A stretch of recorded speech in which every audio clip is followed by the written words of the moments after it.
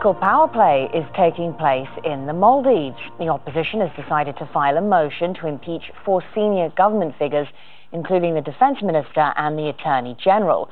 Troops have surrounded Parliament following days of unrest, and more countries are now issuing travel advisories to the island nation. Charlotte Bellis reports. Opposition politicians used their phones to record troops massing around parliamentary grounds in the Maldivian capital, Mali.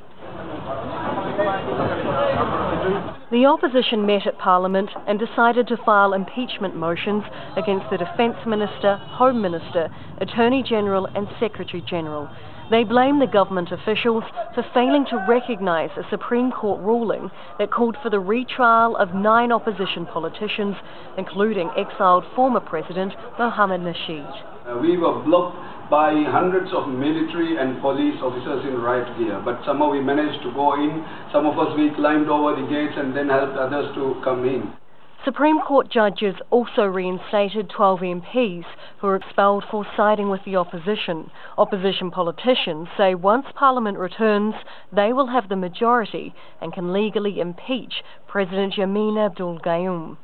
Police raided the house of the administrative head of the Supreme Court on Sunday. They said they want him for corruption. If that is an indication of how things will proceed, if, for example, the former president returns, I think that means that he will be arrested and taken back to prison as well. What was a celebration for the release of political prisoners has morphed into protests. The chief of police said he would implement Thursday's court decision. The government fired him. On Saturday, his replacement was also fired. The opposition says it will continue protests as long as politicians remain in prison or in exile. Now I fear that I might be arrested at any time. Even the whole opposition, all our leaders, all our supporters are in a fear that we all might get arrested any time. It's a serious concern. We are very sad. We are very worried. A spokesman for the president has told Aljazeera they have nothing to fear, and the president has every intention of releasing and retrying the 9 political prisoners as mandated, but it cannot happen immediately because of what the government calls procedural issues. To calm protesters, President Yamin says he is willing to hold early elections.